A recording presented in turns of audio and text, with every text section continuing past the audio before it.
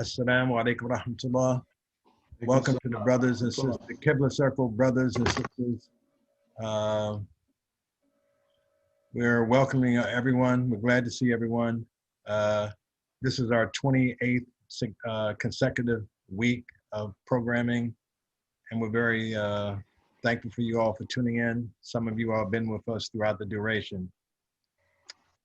Alhamdulillah, this evening's program promises to be a powerful and informative offering with thought leaders and exceptional professionals in their respective fields.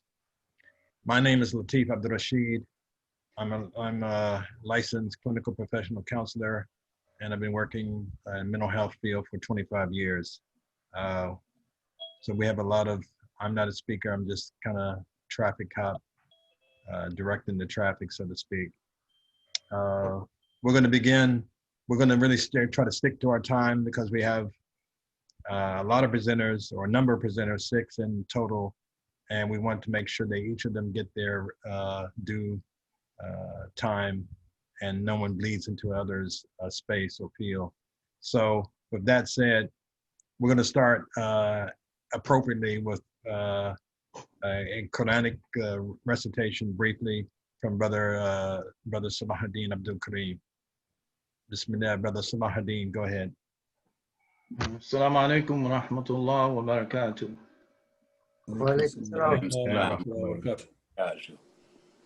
أعوذ بالله من الشيطان الرجيم. بسم الله الرحمن الرحيم. ألم تروا أن الله سخر لكم ما في السماوات وما في الأرض وأسبغ عليكم نعمه ظاهرة وباطنة ومن الناس من يجادل في الله بغير علم ولا هدى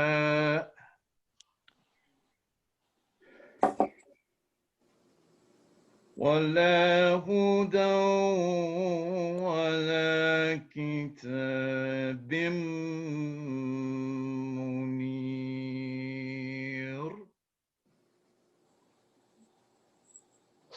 وإذا قيل لهم اتبعوا ما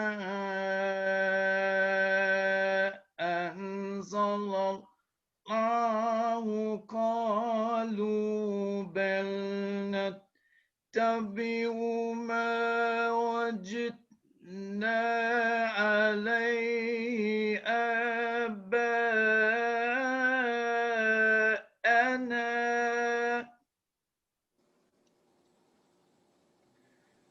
أولو كان الشيطان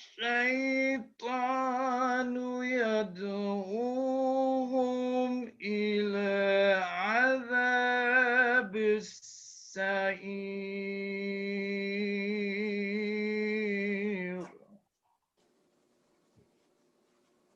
ومن يسلم وجهه إلى الله وهو محسن فقد استمسك بالعروة الوثقى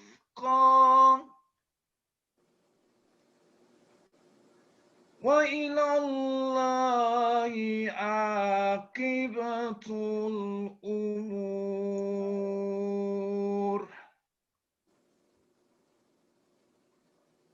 ومن كفر فلا يحزنك كفره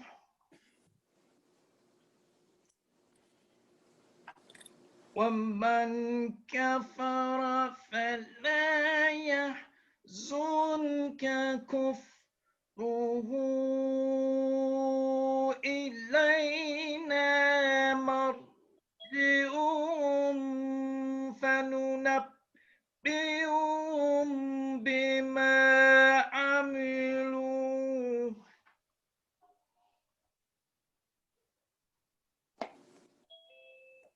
إلينا مرجعهم فننبئهم بما عملوا إن الله عليم بذات الصدور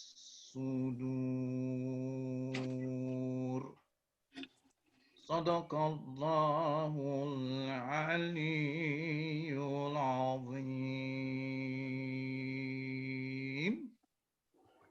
اللهم صل على محمد وعلى محمد. Ahsantum. Alhamdulillah, shukran. Thank you, brother Salahuddin. Turning to Sheikh Mahdi before we go there. Our program is called COVID-19, the Muslim Mental Health Perspectives from the Field. But more appropriately, we know that the spirituality has a significant part of our makeup, of our physiology and our psychology. And that's left out of our conceptualization of what mental health is. As a matter of fact, the field of mental health is more appropriately referred to now as behavioral health, which is more comprehensive. So there's a narration from Rasulullah said that in the body, that there's a piece of flesh. If it is sound, the whole body is sound. And then if it's corrupt, the whole body is corrupt. And that is the heart. And heart is oftentimes, the word heart is oftentimes used synonymously with the soul. And a prophetic saying, Man arafa nafsahu faqad arafa rabbahu. He who knows himself, he knows his Lord. So with that preface, we're going to go to Sheikh Mahdi. Sheikh Mahdi, Muhammad Mahdi Shaqulai. He is from our DMV area. He's grown up here. He's a longtime member in this community. He attended the Muslim Community School and now teaches there. He's attended the a seminary in Qum where he studied for 9 years. Thank you to the Qibla Circle for extending this invitation, and I am very honored to share this platform with a number of very distinguished panelists, and we hope to learn from them collectively together. أعوذ بالله من الشيطان الرجيم بسم الله الرحمن الرحيم الحمد لله رب العالمين وصلى الله على سيدنا محمد وعلى آله الطيبين الطاهرين.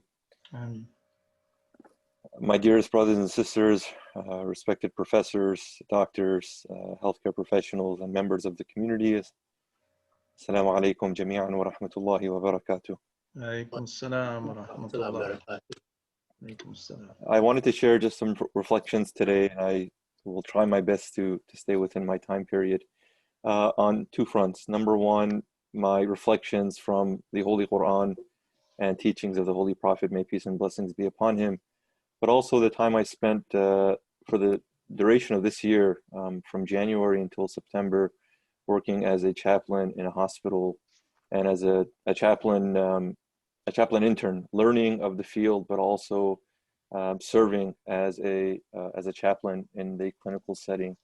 I want to frame my presentation from a verse from Surah Al-Ra'd, verse number 28, whereby Allah subhanahu wa ta'ala states, Bismillah ar-Rahman ar-Rahim, الذين آمنوا وتطمئن قلوبهم بذكر الله ألا بذكر الله تطمئن القلوب.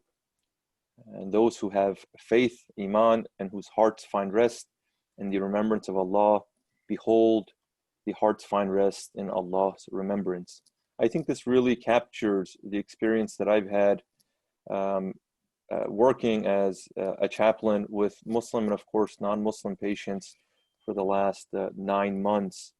And it is that in the pursuit and in the search of rest, in the search of peace, there is a a strong connection and an unbreakable connection between the remembrance of God and remembrance of the truth and remembrance of what's most important.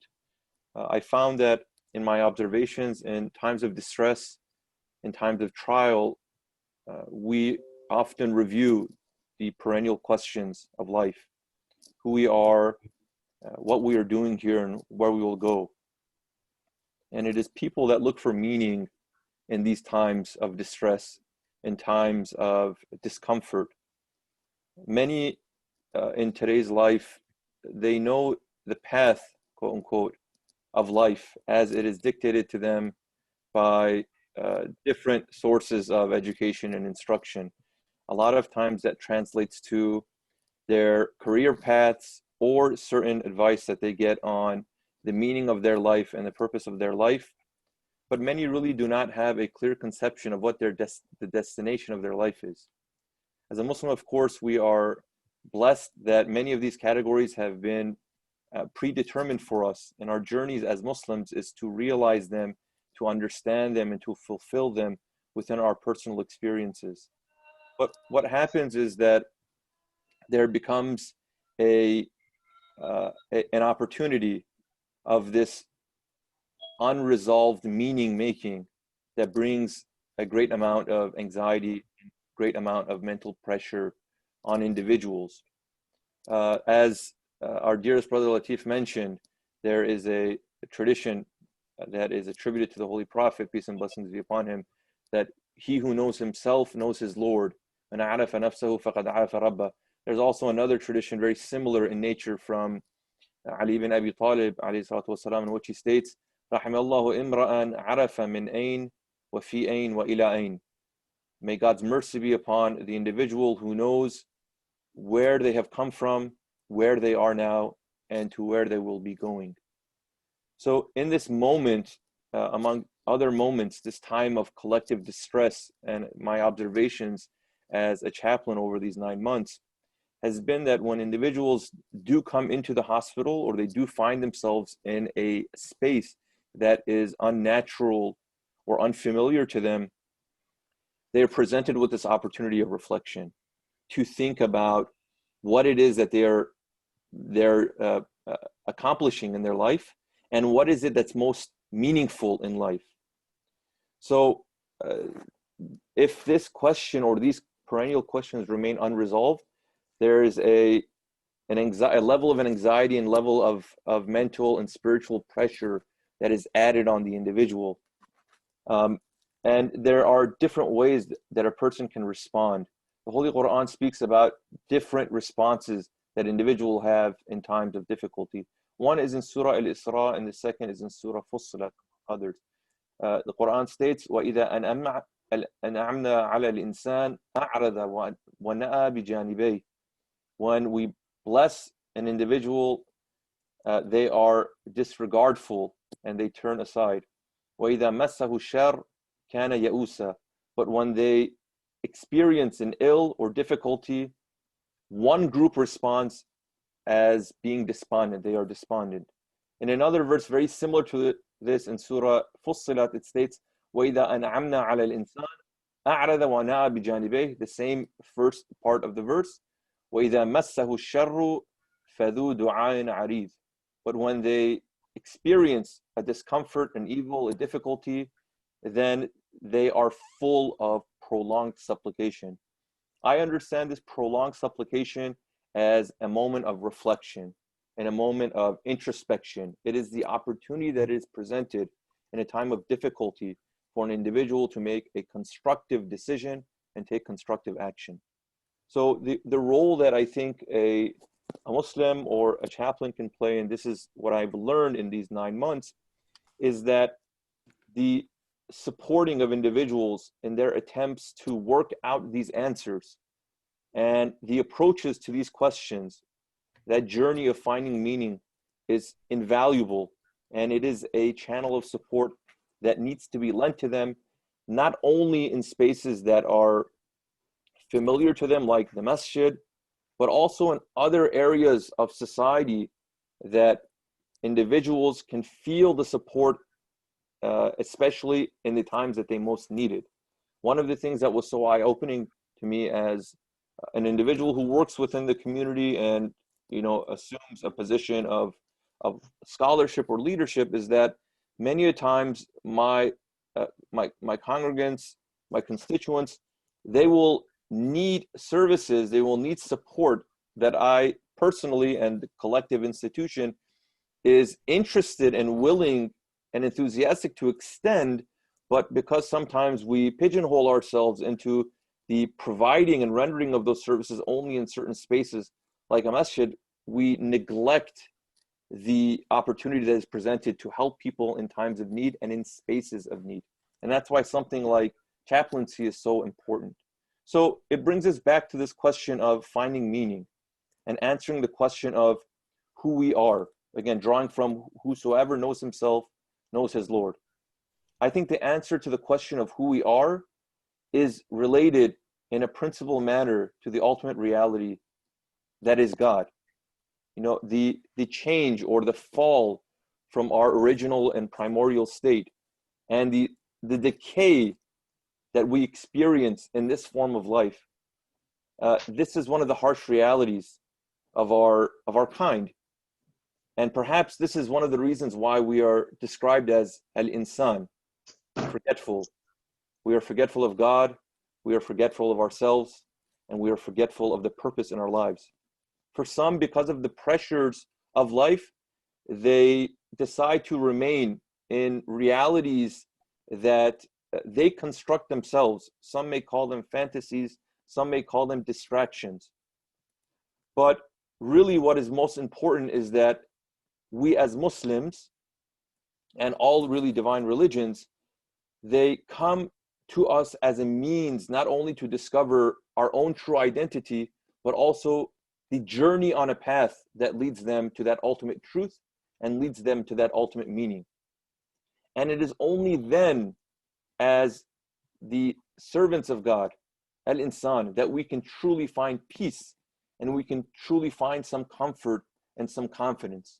You know, we can forget many things and remain human. The spiritual life, the Islamic life, the spiritually charged life then, is something that enables us to forget all that we remember of the lowly life, the separation of the lower world, but it is to propel us to remember that thing which is most important, the one truth, the one reality. That is our inner reality. So we are brought in this world and all the trials that we have to realize who we are. And having discovered that reality, to live accordingly while we are on this earth and in this material form. Of course, this self-discovery, this pursuit and the acquisition of meaning cannot happen without that inner illumination. And that it is only then that the revelation that we understand to be objective finds its place in the heart and renders a subjective counterpart to that objective revelation. So at this stage then, when an individual is able to do that, as they call soul searching, but really it's the introspection and the reflection that allows them to think about those important questions in life. Once they have resolved them, and they have now the resolve, the trust to commit to this system of life, it is then that they can correctly put trust in Allah. In Surah Al Imran, verses 159 and 160, Allah subhanahu wa ta'ala is dictating to the Holy Prophet, فَإِذَا عَزَمْتَ فَتَوَكَّلْ عَلَى اللَّهِ. And once you are resolved, then entrust your affairs in Allah. إِنَّ اللَّهَ يُحِبُّ الْمُتَوَكِّلِينَ. Indeed, Allah loves those who trust in Him. إِن يَنصُرُكُمُ اللَّهُ فَلَا غَالِبَ لَكُمْ. If Allah is your supporter, then no one or nothing can overcome you. وَإِن يَخْذُلُكُمْ فَمَنْ ذَا الَّذِي يَنصُرُكُمْ مِنْ بَعْدِهِ. But if He forsakes you, if He does not lend that support, then who or what will lend support and help you after Him? وَعَلَى اللَّهِ فَلْيَتَوَكَّلِ الْمُؤْمِنُونَ. And it is for this reason that the believing lot put their trust and entrust their affairs to God. So I think really what my experience has been is that when individuals feel overwhelmed at a time, understandably, that they are going through a number of different pressures in life, in society, that they be met, I think, with this hope that as Muslims, or even if they are not Muslims, as human beings, as creations of God, for them to be reminded that they are connected and they will remain connected to the ultimate source of truth and the ultimate source of meaning. And because of that, their life, their struggles, their pursuits can never be meaningless. They're always in a state of making meaning. We support them in that journey of making their meaning. And once that is understood, a conscious and an intentional entrustment of affairs to Allah is done. And once that step is taken, again, we see a complete different approach and attitude in dealing with an individual's behavioral or mental health issues, and in their confidence that they have in being able to experience both the ease and experience the difficulty. In the Holy Quran, time after time, we see these conversations occurring between Allah subhanahu wa ta'ala and His Holy Prophet. This is an individual that we know to be of highest, not just moral character, but the epitome of what it means to be human. Yet there's a conversation that is ongoing. There is support that is lent. There is reminders given to the Prophet. وَالضُّحَى وَاللَّيْلِ إِذَا سَجَى, by the morning brightness and by the night when it is calm. مَا وَدَّعَكَ رَبُّكَ وَمَا غَلَى, your Lord has neither forsaken you nor is He displeased with you. وَلَلْآخِرَةُ خَيْرٌ لَكَ مِنَ الْأُولَى, and your afterlife shall be better for you than that you experience in this world. وَلَسَوْفَ يُعْتِيكَ رَبُّكَ فَتَرْضَى, soon your Lord will give you that which will be pleasing to you. Why is this conversation necessary? Because that is critical in the maintaining of that mental, behavioral, and spiritual health. It's not just about a conviction, but it's also about the continued lending of support and the reminder to individuals, especially in times of difficulty, that this is a part of their life. It is a part of the divine system. And if they have entrusted their affairs, and as Muslims they have, then they also are reminded that those affairs belong to Allah. And I will end with this one point that the Holy Quran makes, which I think is worthy of continued study. In Surah An-Najm, verses 42 to 44, Allah states, وَأَنَّ إِلَىٰ رَبِّكَ الْمُنْتَهَى, and the goal, the end, is toward your Lord. وَأَنَّهُ هُوَ أَضْحَكَ وَأَبْكَى, and it is indeed He who makes His creations laugh and weep. وَأَنَّهُ هُوَ أَمَاتَ وَأَحْيَا, and it is He who brings death and gives life. Even our behavioral states, our emotional states, are ones that we entrust to Allah, and it is Allah who orchestrates our state of affairs. Of course, it requires an understanding and a connection and a constant communication with Allah to understand and to appreciate that. MashaAllah. We ask Allah subhanahu wa ta'ala to bless us and to remind us that Allah does not task any soul beyond its capacity. لا يكلف الله نفسا إلا وسعها. We ask Allah to increase our capacity and increase our ability to entrust our affairs to Him, and for us to be reminded that He has made us with purpose, with meaning, that we may inshallah realize this meaning and fulfill it in our lives. Wassalamu alaikum jami'an wa rahmatullahi wa barakatuh. Wa alaikum salam wa rahmatullahi wa barakatuh. Ahsantum. Thank you so much, Sheikh Mahdi. And for a moment, you were describing me of feeling overwhelmed and in crisis. Just a second ago, my computer crashed. I don't know what went wrong. I didn't touch anything. So, but thank you so much. My pleasure. My pleasure. Yeah, thank you so much. We're going to transition to Dr. Hakeem Rashid. He's a longtime tenured professor at Howard University in the Department of Human Development and Psychoeducational Studies. And he's a native of Michigan, Flint, Michigan. And that he's been in the DMV for several years. He's the author of several articles appearing in the Journal of Negro Education in America, Journal of Islamic Social Sciences, Muslim Educational Quarterly, and several others.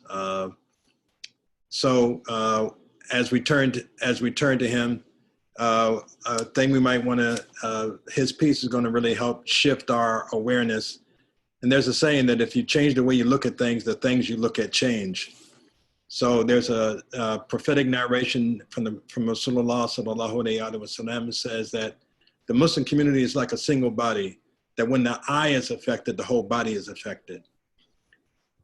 Brother Dr. Rashid is going to help us shift our perception, shift our vision right now. Bismillah, Dr. Rashid, please. Assalamu alaikum wa rahmatullahi wa barakatuh. I want to thank the Qibla Circle for the invitation to speak today, and it's an honor and a privilege to have a chance to address you. I'm one of the more tech-challenged people of the group, so bear with me. Inshallah, I'll be able to pull this off, this PowerPoint presentation off. Wait a minute, let's see here. I've entitled this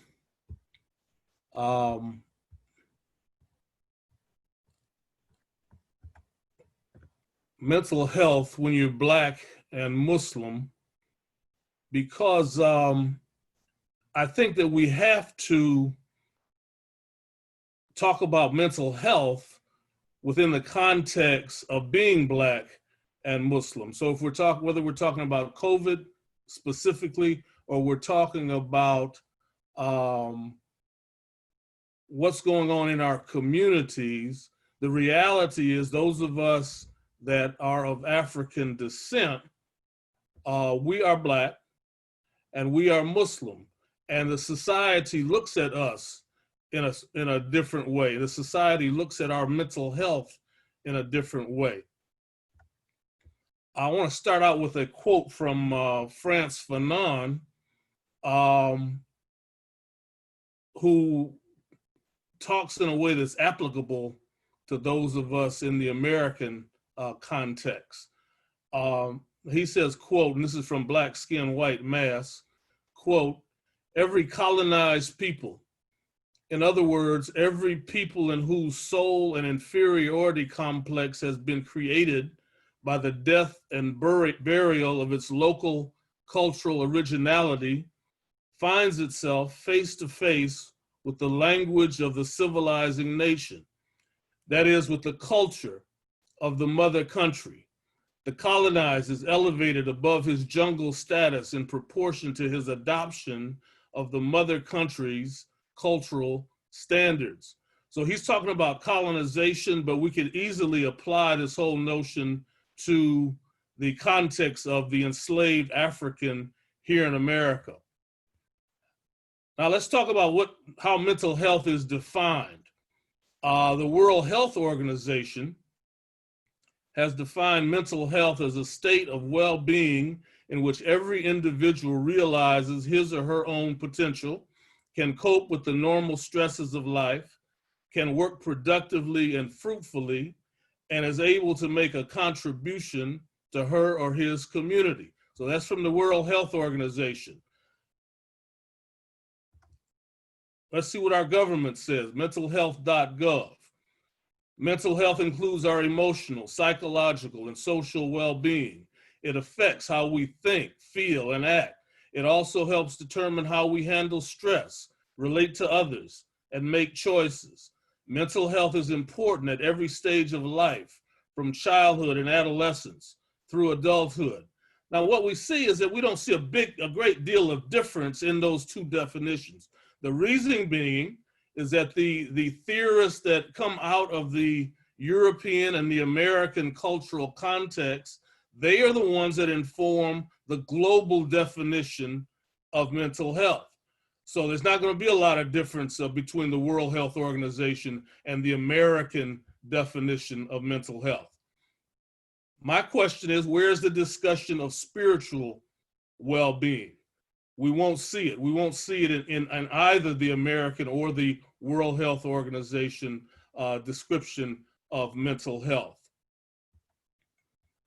Now, these theories of mental health, most of them, the major theories of mental health, have been developed within the last 50 to 100 years. And those of you that have even had any basic psychology, you'll recognize these names. I won't mention all of them, Freud and Jung and Erikson, and we can talk about Piaget and Chomsky and Bandura and Rogers and Maslow and Erikson. And we have to say, we have to ask ourselves, what do the major Atlantic slave traders, those who lynched African Americans by thousands, Trump supporters, major Trump supporters, and the major mental health theorists have in common? They are all European men, born and raised in European cultural contexts, characterized by the white supremacist values that have dominated Eurocentric thinking for the past 500 years. Now, I don't want to just blanketly say that all of those theorists that we mentioned are all racist, but we know that they all came up within a racist cultural context. Some of them have been active in what might be called anti-racism, but they are all, again, raised within that European racist cultural context, characterized by white supremacy. Now, again, if they're not overtly manifesting this white supremacist attitude, like some of the early psychological theorists in the United States, then they have certainly been affected, because it has affected how they think about people of color.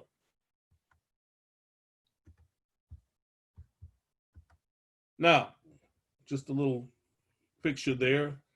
We've got some slavers, we've got some Trump supporters. I don't see a whole lot of difference, and there's not a whole lot of difference in their thinking.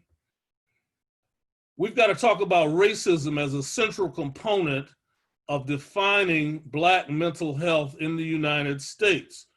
And this takes us back to Dr. Samuel Cartwright's identification of what he called drapetomania, or the disease causing Negroes to run away. So here we have one of the first mental health disorders in Black people in America identified as the disease causing Negroes to run away. So if you were a slave and you wanted to escape and you tried to escape, you're considered mentally ill, all right? It says, down at the bottom there, it says the cause in most of the cases that induces the Negro to run away from service is as much a disease of the mind as any other species of mental alienation, and much more curable as a general rule. He also talks about something that he calls, I can't even hardly pronounce it, Dysauthisia Ethiopia.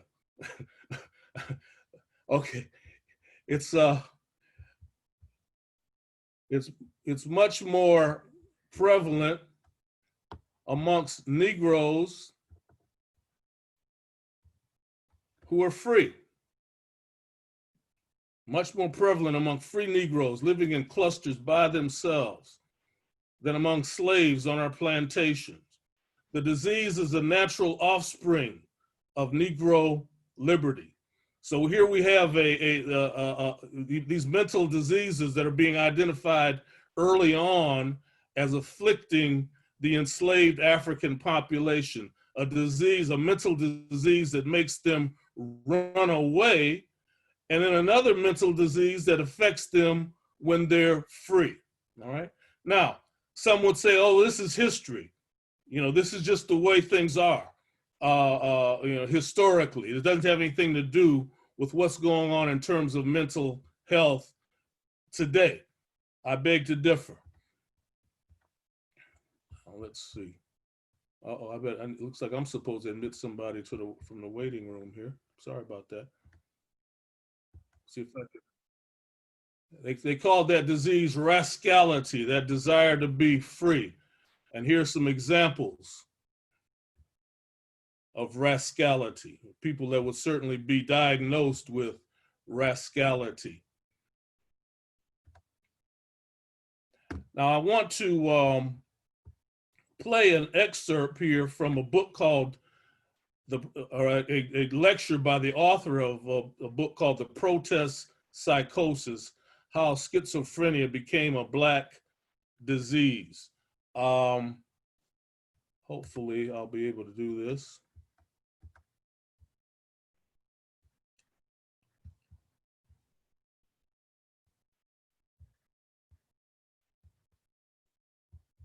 More, the relevance of that for this audience is really the third explanatory reason for the racialization of schizophrenia, and it's really how this particular history, Wait a minute.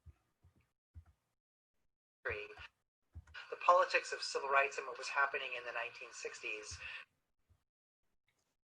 Now, I do want to call your attention to this. This is his PowerPoint slide, but I want you to note some of the names and themes that they talk about. They talk about Jamil Al-Amin. They talk about Islam and Africa emerging as major themes in the psychiatric discourse. This is the late 1960s.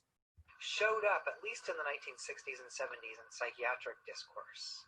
The theme of my book actually was taken from a series of articles from the Archives of General Psychiatry written by two New York area psychiatrists, Bromberg and Simon, who had a series of articles in the Archives of General Psychiatry where basically what they argued was that there were new kinds of patients showing up in psychiatric hospitals in the United States. And according to these guys, basically what was happening was that these new kind of patients that were showing up were all coming in having changed their names to Islamic or African names. They were Black and showing up with the sign of the clenched fist.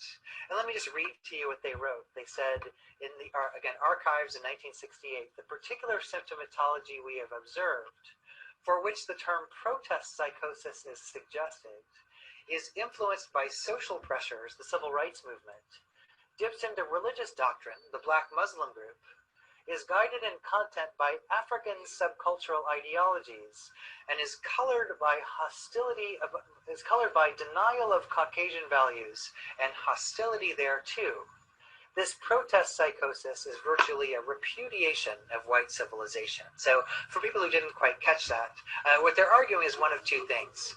Either that Black people are being driven crazy by participating in civil rights, or that Black people have to be crazy for participating in civil rights in the first place. But either way, the symptoms that they're getting are not just like symptoms that are inflicting them, but actually a kind of projected anger onto the mores of white civilization. Now, I can't tell you how often that kind of themology shows up really in the scientific literature search from the 60s and 70s.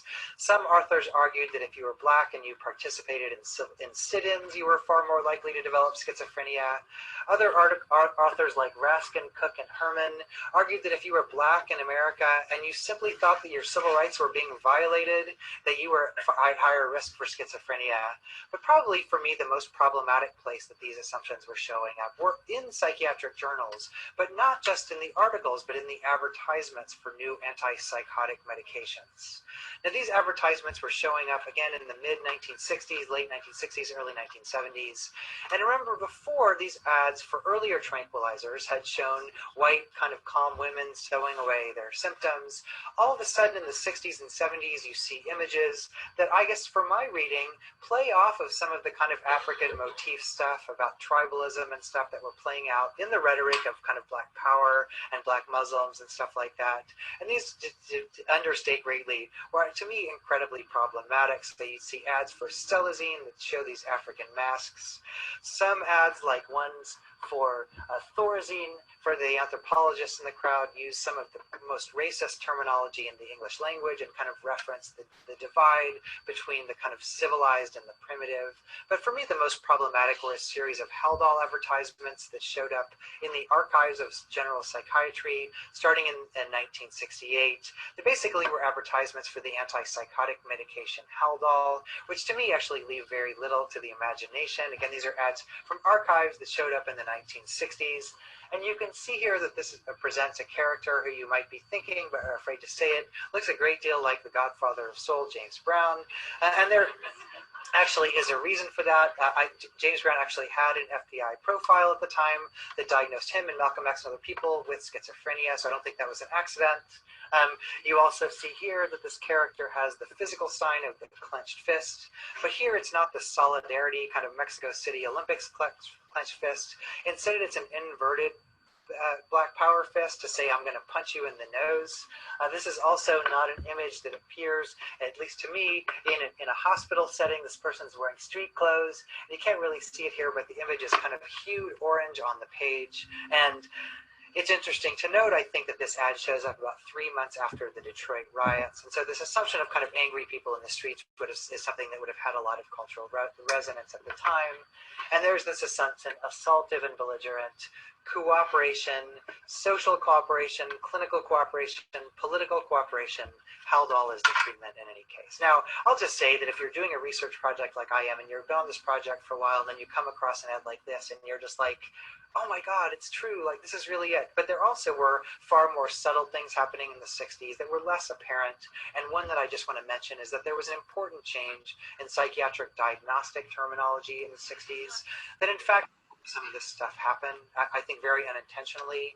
The DSM-1 came out in 1952, and the first version of the DSM-1, for people who know, anybody here own a DSM-1 by any chance? If you do, hold on to it. It's worth like $5,000. It's like this teeny little thing, but there are very few copies. But if you look in there, schizophrenia was defined as what was called schizophrenic reaction, a psychoanalytically inflected term that talked about it as being kind of a mild personality condition. All of a sudden in 1968, again, a very powerful year, the DSM-2 comes out, and there's new terminology in the category of paranoid schizophrenia, and specifically hostile and aggressive attitude and projection. And the text in the DSM-2 actually explains what that means, and it sounds very familiar to what we just heard in that protest psychosis article, basically blaming other people for your problems. Now, I don't think that the makers of the DSM-2 were in any way trying to create a racialized problem, and I've done oral histories of people who worked on that document, and they all said, and I think very understandably and believably, we were trying to help people given the best science that we had at the time. But I will say that we're doing a big quantitative project now, and there were very unintended consequences of this rhetorical shift, in which basically, don't worry about the chart, I'll just tell you that in psychiatric literature between like 1965 and 1979, if this language was showing up, 9 out of 10 times it was showing up in an article that talks specifically about a Black patient. So in many ways, what we see is, at least in this immediate time period right after the DSM-2 comes out, at least some kind of unintended consequence in which people were given a way to talk about race under the guise of talking about mental illness. And for me, that's part of the explanatory model for why it was that the literature on race-based misdiagnosis actually starts in 1968, right after the DSM-2 comes out. So finally, before I finish here, I've got just another 5 minutes.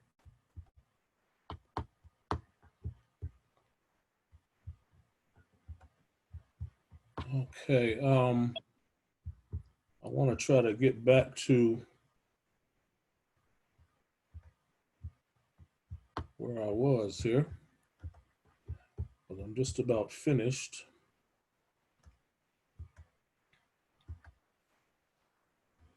Wait a minute. Just click the slide, it'll advance it. Wait a minute. I want to try to get back to my presentation.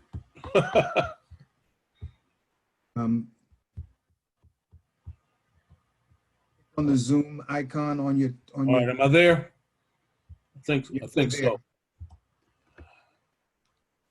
So in closing, we see that the mental health establishment, has used the behavior of Muslims, of people of African descent who want to liberate themselves, to not only define what mental health is, but also develop programming designed to affect the mental health of people of African descent, and specifically Muslims here in the United States. So this is just something that we need to be aware of as we talk about mental health within any context. The Quran says, "O reassured soul, return to your Lord well pleased and pleasing to him." We can certainly see that as one of the best definitions of mental health for the Muslim. The Islamic Encyclopedia has said, quote, "The soul which is at peace and rests in certitude. This state is achieved with perfect blending of man's of man's activities, whether this worldly or next worldly, with the laws of the Sharia and the laws of nature, so that nothing emanates from his body, mind, or heart, but that which is in harmony with the two laws. Such a soul is not disturbed by what happens to the body or mind in the physical world. What appears as an adversity to others is spiritual development for the person himself, unquote. And with that, I will close. I think, again, we have to include the spiritual and the soul in any definition of mental health for the Muslim as we move forward in our discussion of dealing with the COVID epidemic. Assalamu alaikum wa rahmatullah wa barakatuh. Alaikum assalam wa rahmatullah. Thank you, Dr. Hakeem. MashaAllah. That brings to mind, there was a quote by our late psychologist, well known, Dr. Amos Wilson. He said, because a myth may be just that, untrue or a lie, does not mean that it doesn't have psychological and social effects, that they are unreal or illusory. And there was a conference in 1969 by Dr. Frances Cress Welsing, who had attended, and she wrote about that conference in 1969 that as they broke off into Black psychiatrists segment, that she said that the number one mental health problem in America was racism, the racism. But they didn't stop at that. They said that racism was the call, and she specified white supremacy was the call of all other health disorders in America.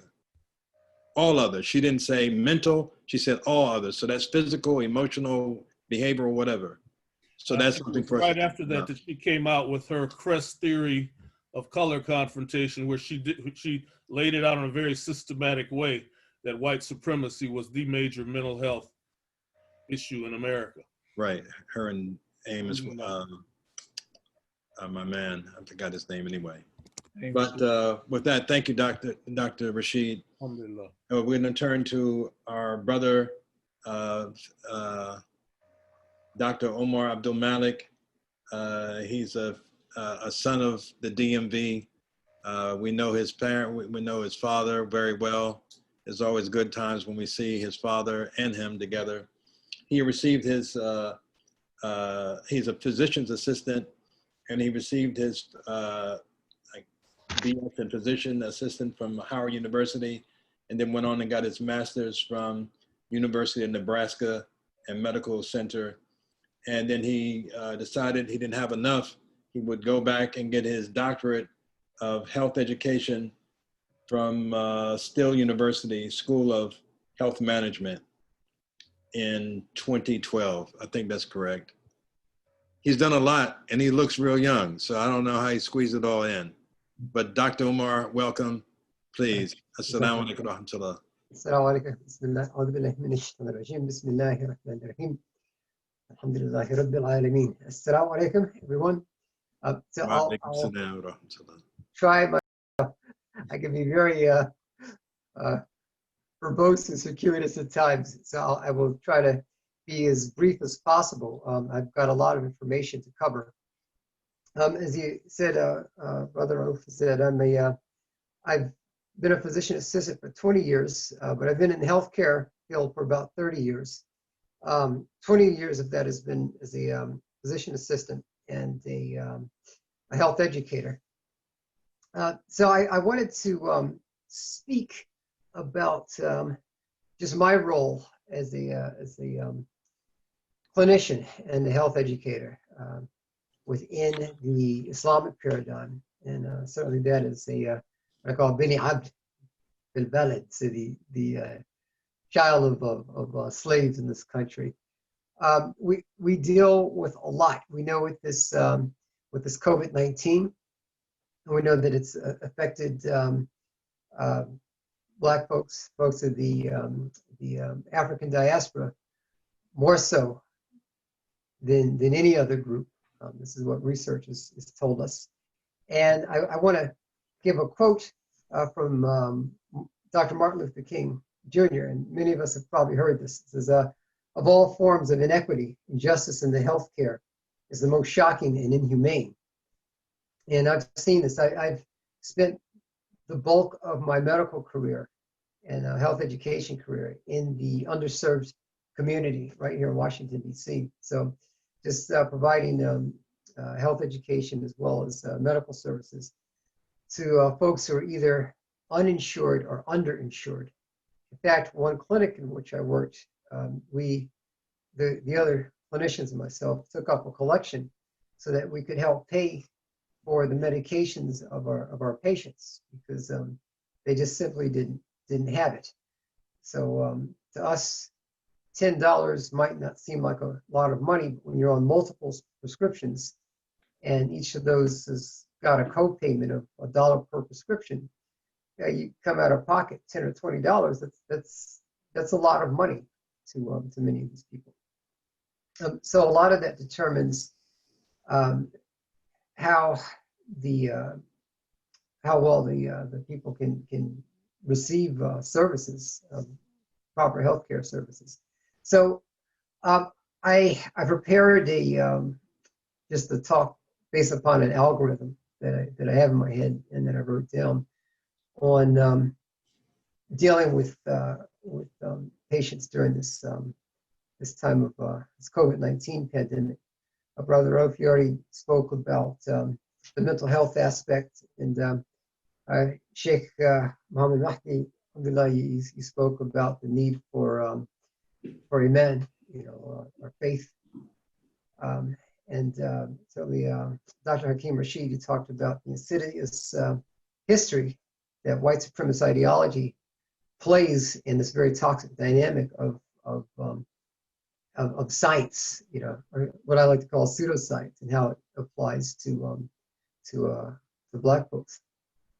A lot of what we see is based upon what we see in terms of Black folks getting this, dying from this disease at greater rates. It's based upon health belief models. So part of my research dealt with behavioral health belief. And Brother Latif, I know you're very familiar with this as a mental health provider. Do people see things as a problem, whether that is modifiable risk factors or non-modifiable? So non-modifiable being things like your genetics, where you're from, your environment.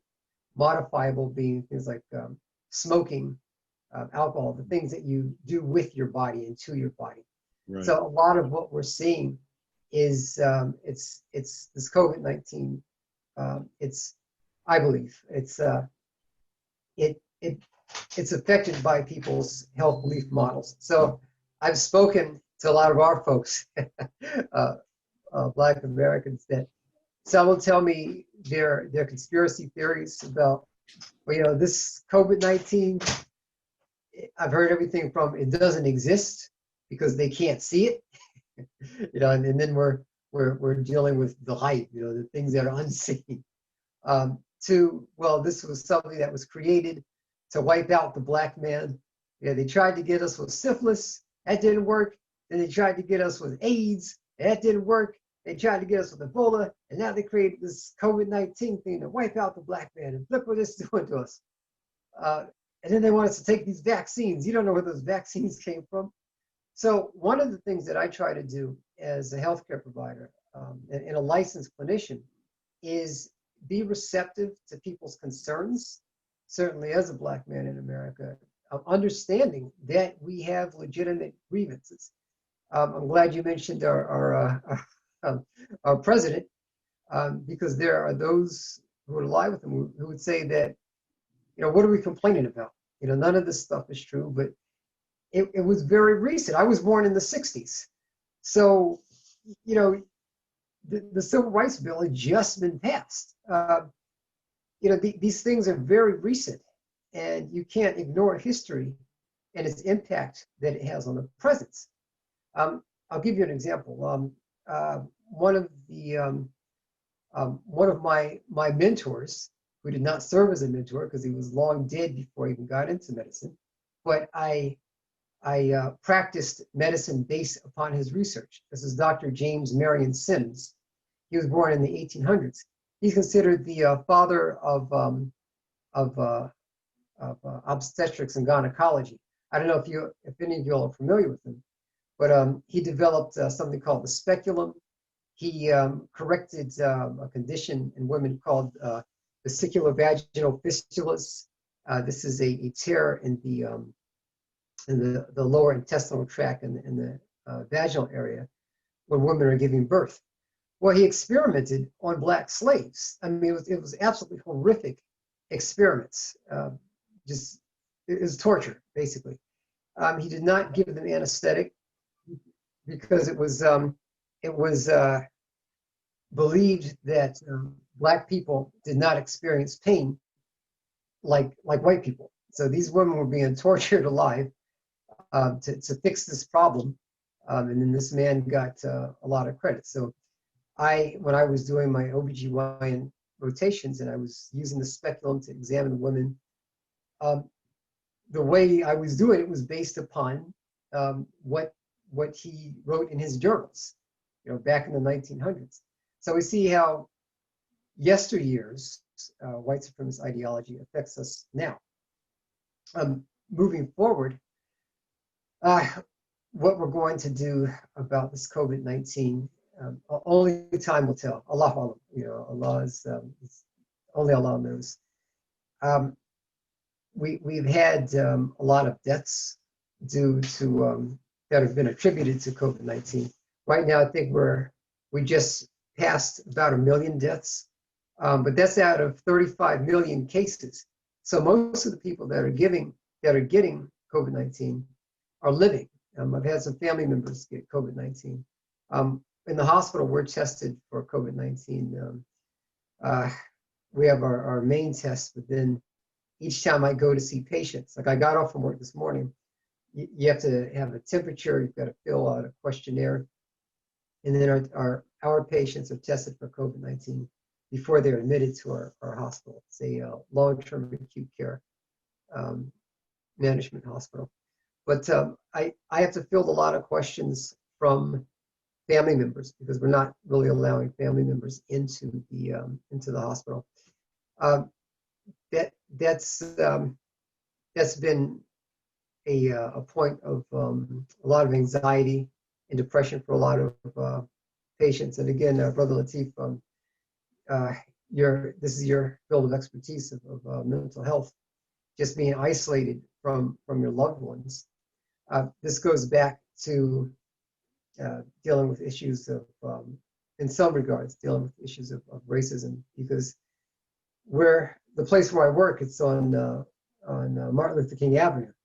So it's a very isolated hospital within the inner city. It's juxtaposed to a United Medical Center, which is probably the only public hospital left in DC that treats specifically the underserved.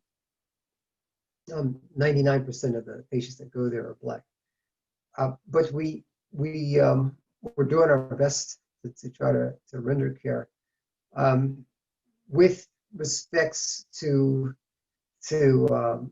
outlook, I'll segue into things like morbidity, mortality, and then projected cures for COVID. When we're as Muslims, we're always putting our trust in Allah. Unfortunately, there are people who would scoff at our deen, say, well, we don't believe in science. Well, I'm a scientist. All of us are scientists in our own right. We use science. We use the science that Allah subhanahu wa ta'ala has given us. So I do believe that there will be a cure. We're talking about specifically a vaccine. Now, I do have ethical issues with vaccines. One of the things I've done years ago is I was a coordinator for a clinical trial. We did something called inclusion and exclusion criteria, where we had to decide who gets to be in the study, because you didn't want anything, you didn't want people with too many morbidities, too many other diseases to be what's called confounding variables with your data. So we really don't know if that's been done yet with the vaccines. My concern with the vaccine would be longitudinal effects. You're all familiar with the HPV vaccine, human papilloma vaccine that was developed a few years ago. And they were trying to, drug marketers were trying to get people to take that. We still don't know what the long-term effects, your 10-year clinical, your 10-year trials and 20-year trials, what are the long-term effects on that? Again, as Muslims, we try to put our trust in Allah, but we also have to be prudent. But that's one of the things I get asked about very frequently in my line of work. When's the vaccine going to come out? Who are they going to try it on first? I was a vaccine coordinator, and at one of the clinics where I worked. So it was my job to actually go get the flu vaccines and the hepatitis B series vaccines and pneumonia vaccines. So we had to keep very close track of who was getting the vaccine, give them questionnaires before administering the vaccine, then ask them if they had any side effects after that. So it has to be a very organized effort. And in our deen, we believe in organization, which is and timeliness. This is why we pray 5 times a day at set intervals. I don't know if you have. Can I entertain questions if there's any? Some people know how to do like If you, you have 5 minutes. So if there are any questions, you can do that. No problem. You're very adept. Okay. I don't know if everybody else can hear. Yeah. Okay. Someone's watching the chat box and will alert us. All right. condition. Okay, but I'll just give maybe a brief conclusion. Is this is a very unique time in our history. We're all varying ages here, but I don't think any of us have been through anything like this that's affected us on such a marked and intimate level. We've been put on some call it a virtual house arrest. Then the mask, the wearing of the mask, of course. Then stores being able to allow or prevent people from coming into their store with or without the mask. Once the vaccine gets here, maybe people like myself, who are actually healthcare providers, will have to take the vaccine. I have to get my flu shot. I have to get my hepatitis B shot. I have to get a tuberculosis shot in order to work, or I'm not allowed to provide medical services to my patients. Yeah. So it's going to be a very interesting time. There's an ayah in Surat al-Ankabut, the 29th surah, the spider, where Allah subhanahu wa ta'ala asks the people, it's a rhetorical question. Do the people think that they can say, Amana, we believe, and not be tested? And Allah answers this rhetorical question and says, yes, we will test people as we tested those before them to find out who is true and who is false. So this is a test of our faith. Inshallah, we put our trust in Allah. Ameen. You're right, Dr. Abdul Malik. Yeah, a brief question, and that is that I read somewhere that it's a general statement that that disease is not due to the presence of a toxic environment, but due to the absence of effective antibodies. I always look at things from a mental health perspective, but how does that relate to the COVID-19 with the pre-existing conditions? Sure. So anytime you have pre-existing conditions, that can confound our ability to help give people optimal clinical outcomes. So for instance, in our age group, I would say us aging Generation Xers, so if you're 50 and over, to the baby boomers, the youngish baby boomers, those pushing 70. That's our age is actually. That's not your age. Oh yeah, no, I'm over 50. Well, thank you, buddy. Yeah, yeah. I appreciate it. That is that's considered a morbidity because your immune system is not as strong as it was 20, 30, or even 20 years ago. Your metabolism slows down. There's other age-related disease entities that may be with that. So hypercholesteremia, high cholesterol, usually elevated blood pressure. There's a loss of elasticity in the arteries. So I've got a lot of, in Black men in particular, we tend to live our according to the actuary tables, our deaths occur about 10 years younger than the general population. So the average person lives to be about 78. We tend to die in our late 60s. But again, I love all of them. But with the multiple morbidities, it just makes it makes it harder to kind of weed out, if you will, exactly what's causing certain signs and symptoms. So for instance, I don't get any patient that just has one single thing. They usually have poorly controlled, especially in the area where I work. So it's Anacostia, south of the river. They usually have poorly controlled hypertension, type 2 diabetes, often compounded with lack of treatment adherence, secondary to mental health issues. So depression, bipolar disorder that hasn't been addressed, post-traumatic stress disorder that hasn't been addressed, secondary to a lot of violence. So when you have people who get things like COVID-19, they may not even go in to get treated. And it is also very difficult. This is treated everybody, it's manifested in people differently. So we know by now that the President of the United States has it. So Right. it may manifest itself as a seasonal allergies with runny nose and cough and sneezing, to flu, body aches, headaches, some nausea and vomiting, to people having to be being in the ICU. And I've had the whole gamut. I've had people who had severe respiratory failure and wound up being on mechanical ventilation.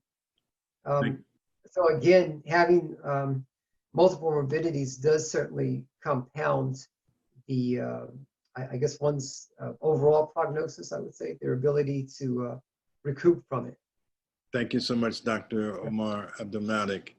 There's so much more that you could enlighten us with, and instruct us.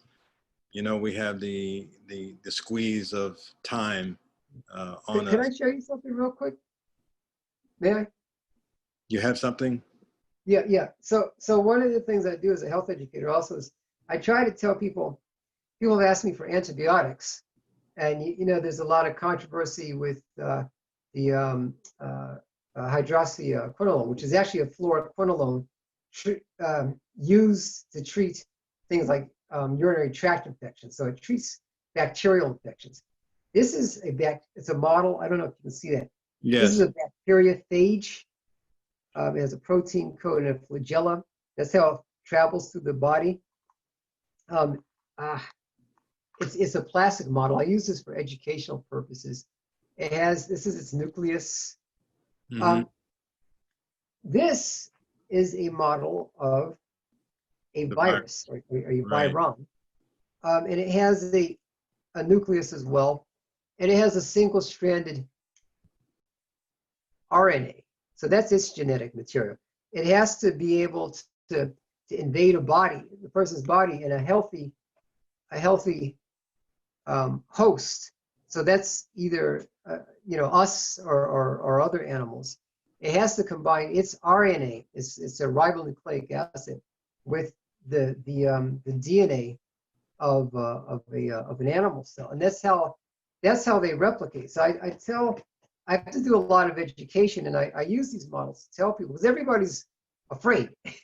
Yeah. This is what we get with ignorance. So, in ignorance meaning not in the derisive term, but lack of knowledge. Yeah, I don't want to go over my time, but Yeah. it's important. Yeah. Thank you so much. I'm sorry.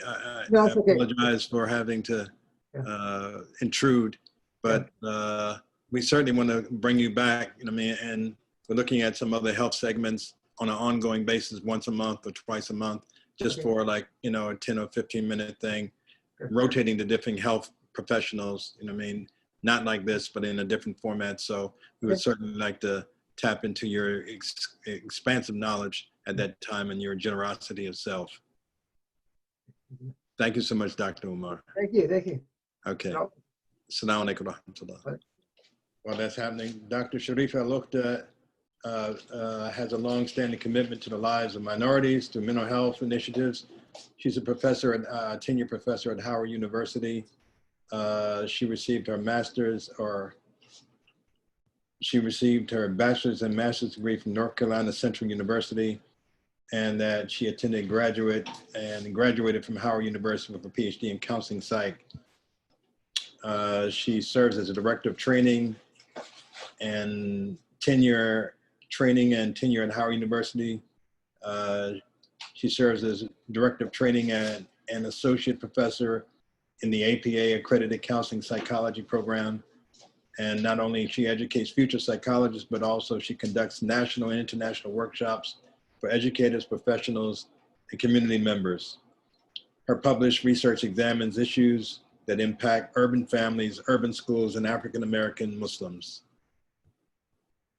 Dr. Al-Luqta, thank you for joining us and being patient with us. Thank you. Assalamu alaikum. I am going to present, I'm going to try my best to do this in about 10 minutes, just so we can also get to the sister and double back around. So in regards, I was asked to talk about what have I seen in terms of Muslims coming in for treatment throughout this time. And so this just provides an overview of a lot of the calls, a lot of the clients. In addition to the work that I do at Howard, I also have a not-for-profit community mental health clinic called Your Neighborhood Clinic. It's located in Washington, D.C., and we provide insurance-based and sliding fee scale clinical services for individuals in the Washington, D.C. metropolitan area. So individuals Muslims specifically, have been contacting me relating to emotional concerns, stress management, anger management, parenting concerns, relationship concerns, and then what I have titled just some health aversive behaviors. So I'm just going to go straight into the emotional concerns.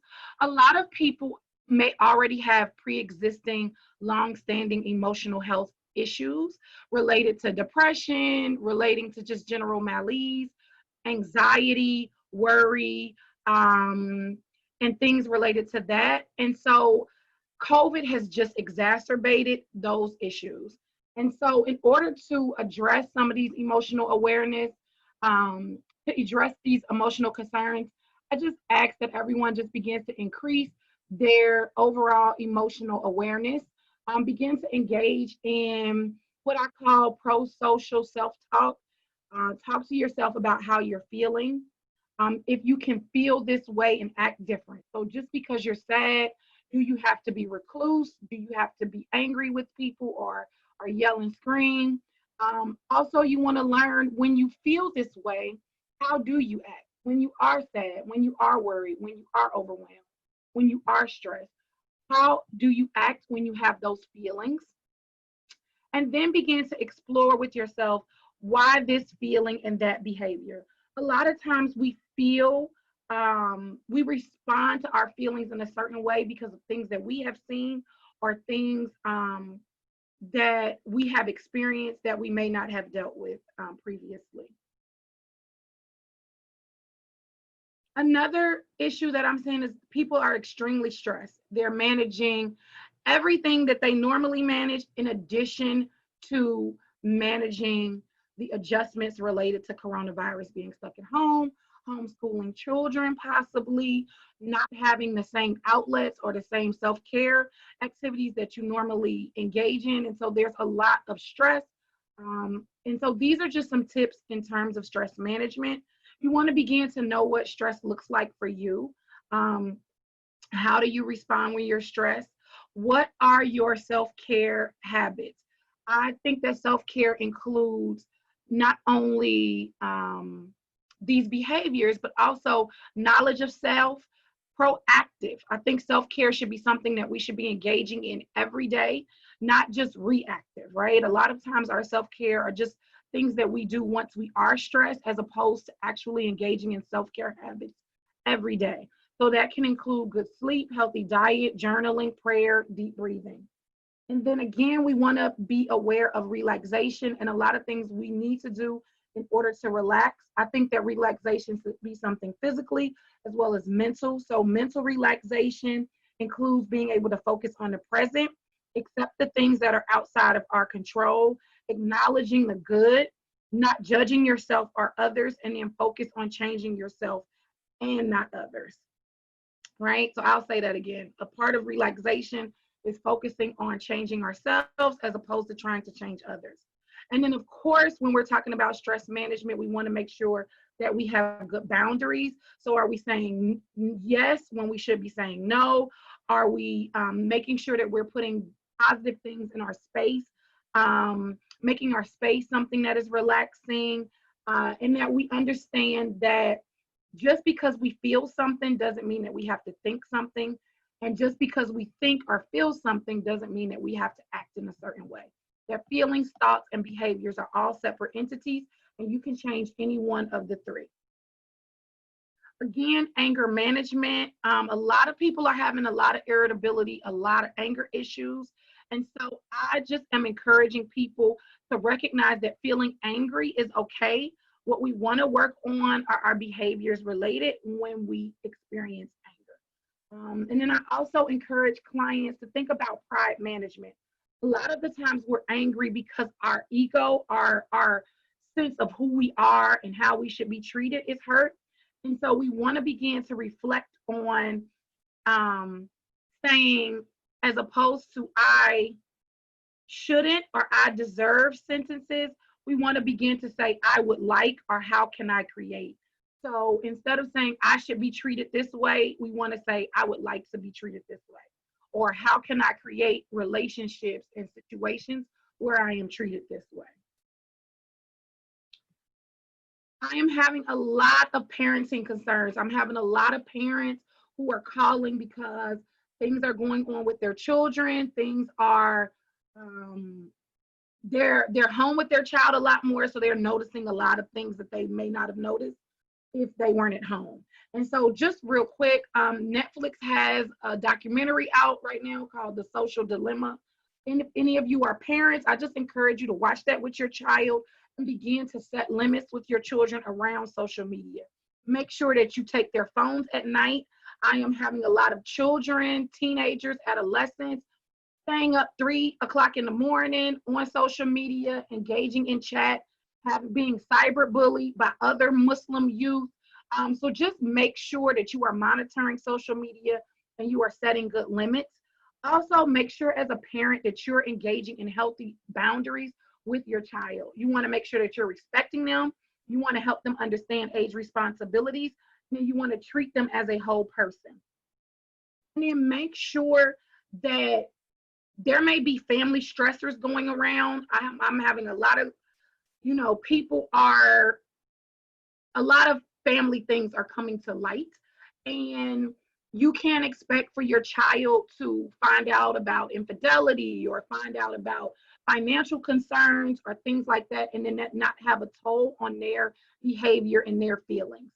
So make sure that you are trying your best to model the behaviors that you want them to engage in, and that if there are family secrets, family stressors that are arising, you expect for them to respond in a developmentally appropriate way, which means that they may be overwhelmed, they may not be able to communicate about it, but that it is going to have an impact on a lot of marital concerns.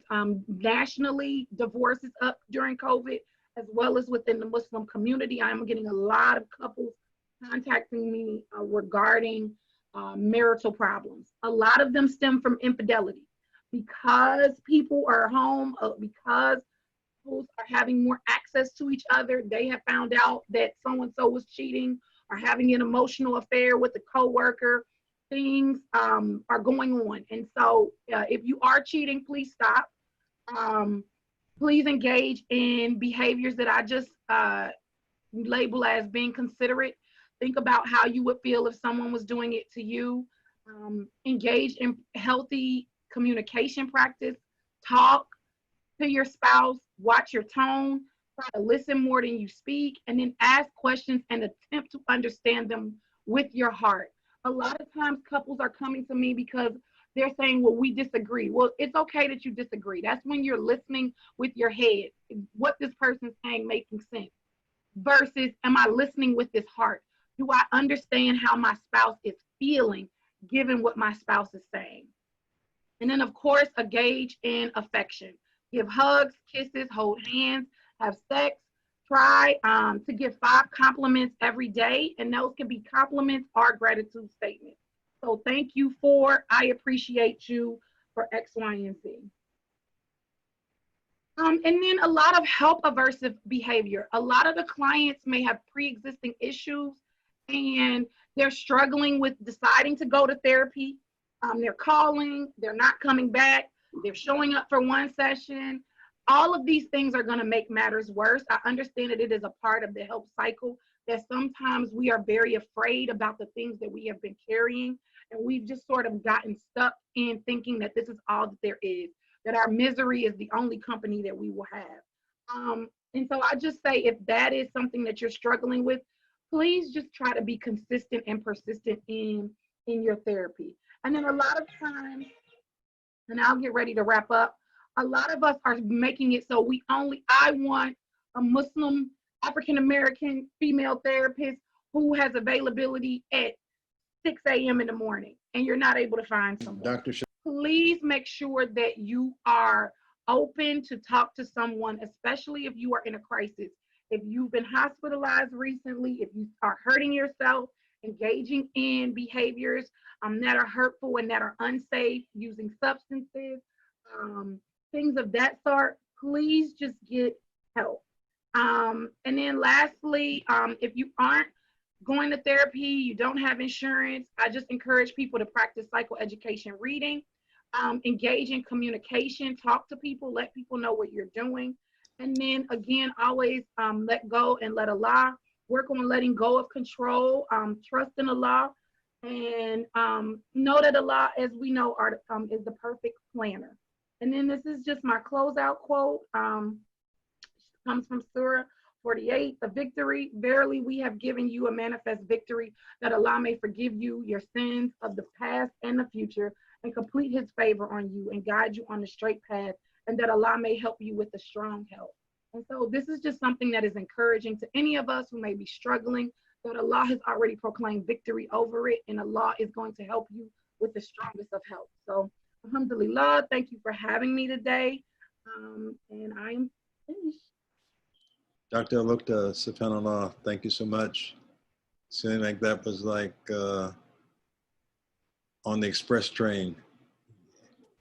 Fluid. I hope not too fast, though. No. It was very good. You enumerated things. And I hope that a number of those things can be put in at the end of our presentation, or like a PDF or something like that.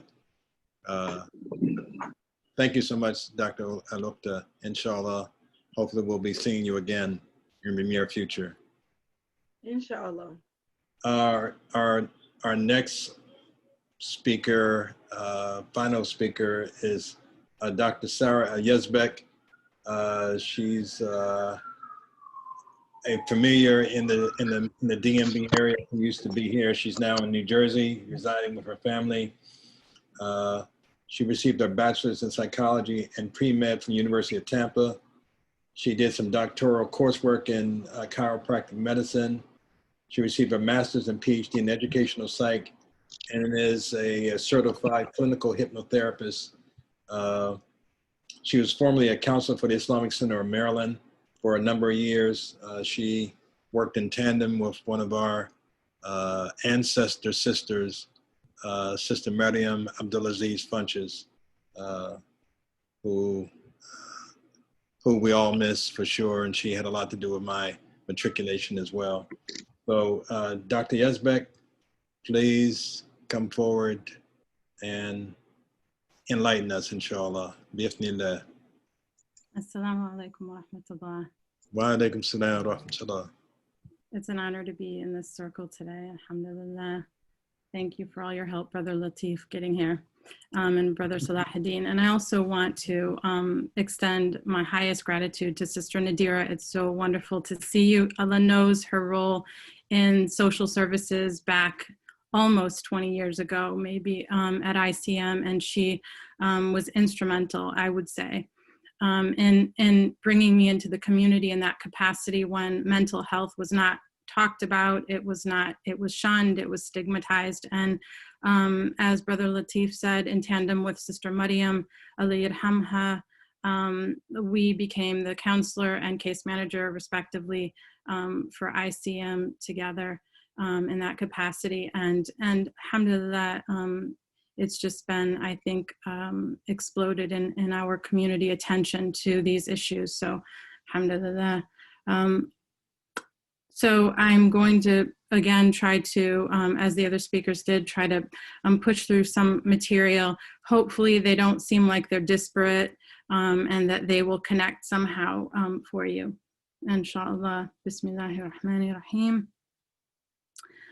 So a man walks into a freezer, and this isn't a joke, by the way. I've heard that starting a lecture with a joke is a risk, and I am not a risk taker. So a man walks into a freezer, and you know, the walk-in freezers, the large butcher shop freezer, and gets locked in. And as the hours pass, he gets cold, obviously, and colder. And eventually hypothermia sets in, and within a 24-hour period, he passes away. So the next day he's found, and it seems obvious what happened. There was one peculiarity, and that was that the freezer was not on. So this speaks to a phenomenon that we call the nocebo effect, which is similar to the placebo effect. And I will define both of them. The nocebo effect is about, it's a self-fulfilling prophecy, basically. It's what we create, what we fear we create, negative expectations. Contrarily, the placebo effect is basically, it can affect how people perceive their condition. And it encourages the body's biochemical processes for relieving pain and discomfort. However, it has no direct impact on the disease. That does not mean it doesn't affect it. So those are like opposite sides of the same coin, and they both speak to the power of our minds, which I want to go into in many different aspects today. The internal battle is what we're dealing with. So paradoxically, COVID has highlighted that it's all about the internal battle. And we can see this in many respects. Now, one thing I will say about the placebo effect before I move on is that this is not an arguable point in medicine. And I know that in terms of its power over our minds, the power of our minds over our bodies and our spirits. And I know that because in the randomized, what they call double-blind placebo-controlled trials for medications, and so they use a placebo, which is a testament to its power, even in modern medicine. So I'll segue from that into the idea of anxiety, and I want to flesh that out, the difference between fear and anxiety in the way that I perceive it. So before that, I will say what we know about the brain this is what we know about the brain. Nothing. And of course, that's slightly tongue-in-cheek. We, relatively speaking, we know nothing about the brain. We have some ideas. Those ideas those ideas get old, and new ideas come in, and you know, we roll forward, but basically at a snail's pace. And so overall, the mind, the brain being the most miraculous in the known machine, in the known universe, we know very little about it. So anxiety is what I call runaway fear. Fear is a primal emotion. Fear is something that's necessary to keep us alive, but especially in our day and in our eras, the era of COVID, we have had anxiety on an unprecedented scale. Now, anxiety sabotages us in ways that we don't. I think I'm getting some feedback here. Maybe somebody's microphone is. So anxiety on an unprecedented scale. Again, I'm going to jump around a little bit. So if these don't tie together, you let me know and I will try to connect them the way that I see them. So American psychology versus Islamic psychology. American psychology was based in abnormality, is based in abnormality, whereas Islamic psychology is about discipline of the soul. And there was a American psychologist, his name was Thomas Szasz, and in 1961 he wrote a book called The Myth of Mental Illness. And the premise of the book, one of the passages in the book that I will never forget, I believe I read this 15, 20 years ago, said that there is no more a thing as mental illness as there is a purple idea. And what he was speaking to was the power that we have within us to alter our condition, at least our internal condition. And so it's all about intention. And intention is all about self-awareness. So we speak, and I hear this quite often because my radar is up for it, is that, okay, I did that, but my intentions were good. And I say, how do you know that your intentions were good? If you haven't examined your motivations, your fears, your biases, your behavior, if you haven't scrutinized all of that under the microscope, you can't possibly know that your intention was where it needed to be. And as Muslims, I think, you know, this is just, you know, something that we throw out there very often, is that, but my intentions were good. So I would say that it requires a considerable amount of attention and scrutiny, and that in order to know ourselves, in order to be self-aware, we have to reconnect the parts of us that are disconnected. That's going to segue into one of the, I wouldn't even call it a technique, one of the tools that I use in counseling, which is hypnotherapy. And hypnotherapy, it isn't a technique so much as, depending on who you speak to, but in my view, it's not a technique so much as it is an understanding of our consciousness. The building blocks of our consciousness are, put simply, brain wave frequencies. Now, we talk about them in 4 or 5 different categories, but ultimately they're not really different categories. They are, we are in many of those states at one time, and we use those names, we use those categories in order to describe the fluctuations. So, but you may hear me name them: beta, alpha, gamma, delta, but ultimately it's a combination of those. So understanding the brainwave states, understanding our mind, what we do understand of it, and understand how it fluctuates will give us flexibility and resilience in order to manage those states that we have, primarily anxiety. Now, as I said, I see anxiety as a runaway fear. It's something that is imperceptible. It's a fear of something imperceptible.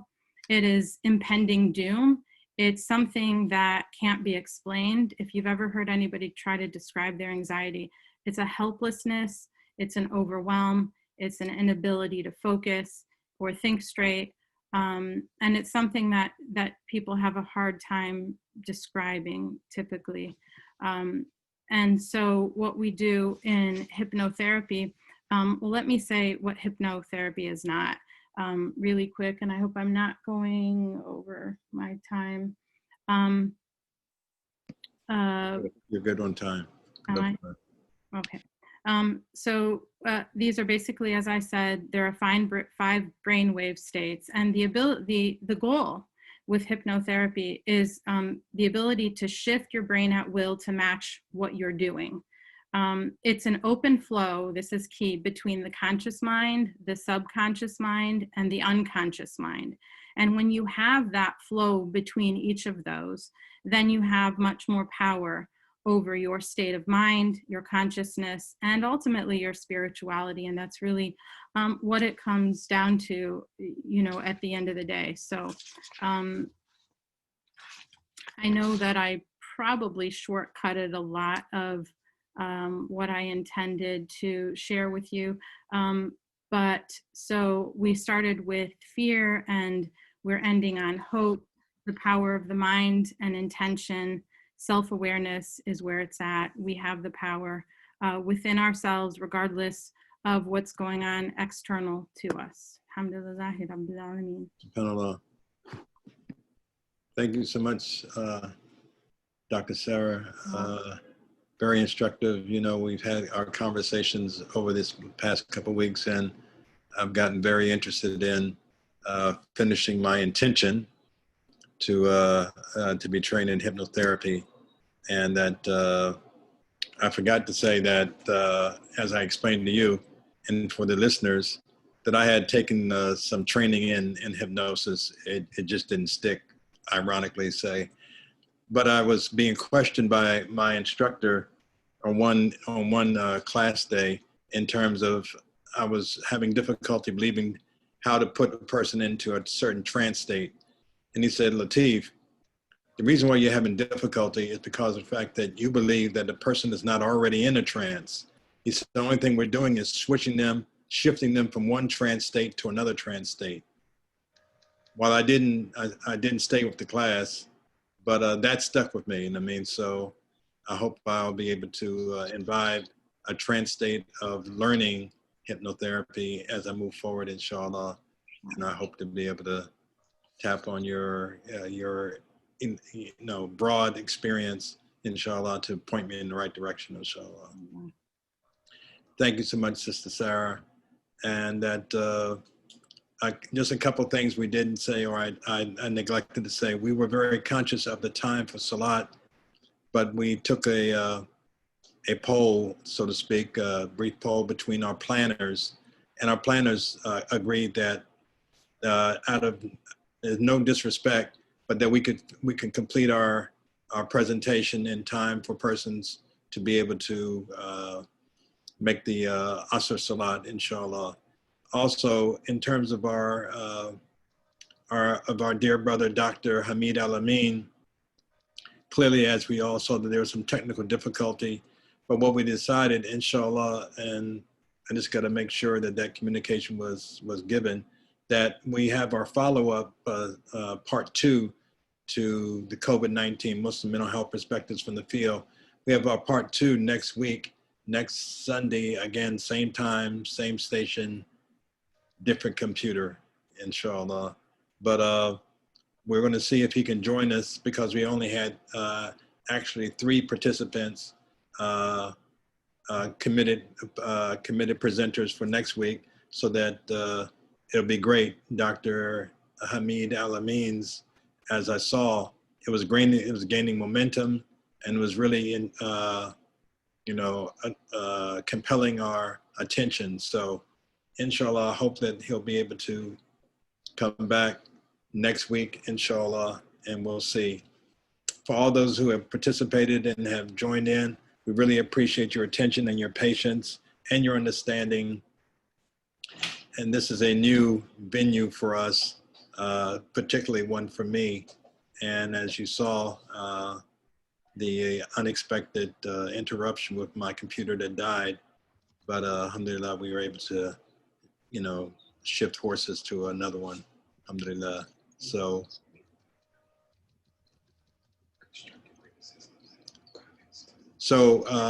of course, there's a lot more to be said. We're asked that you direct your criticisms, your encouragements, your du'as, your complaints, and any recommendations that you may have. Please put those in the chat, and inshallah we'll be able to respond as soon as possible. And can't thank everyone enough for being able to join us. And this is like our first kind of like maiden voyage. Even though we've had individual speakers, this is the first time we've taken on such a momentous endeavor, intention, and that alhamdulillah was pulled off.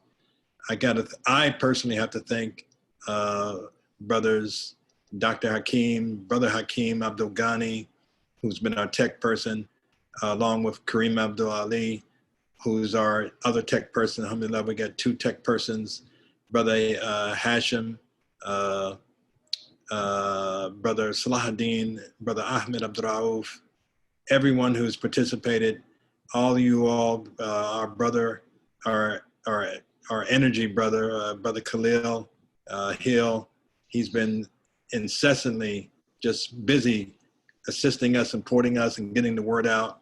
We thank everybody for you all's just giving us of your time and sacrificing your energies in our behalf.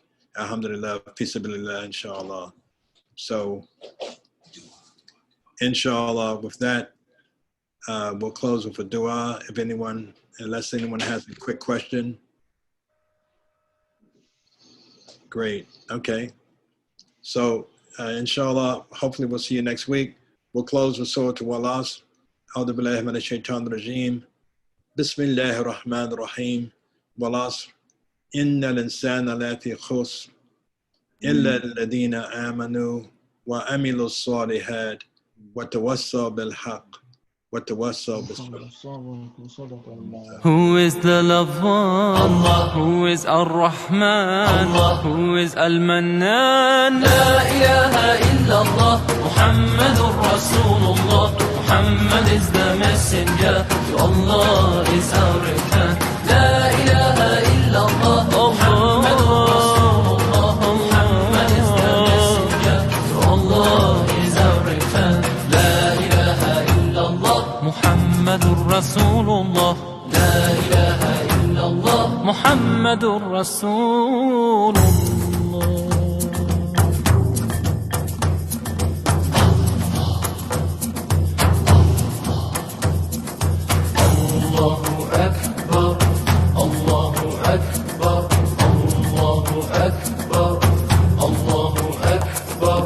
All praise is due to the one and only. He is the master of all creation. All praise is due to the one and only. He is the master of all creation. He is the sustainer and the maintainer of the whole universe. La ilaha illallah. Muhammadur Rasulullah. Muhammad is the messenger. To Allah is our return. La ilaha illallah. Muhammadur Rasulullah. Muhammad is the messenger. To Allah is our return. La ilaha illallah. Muhammadur Rasulullah.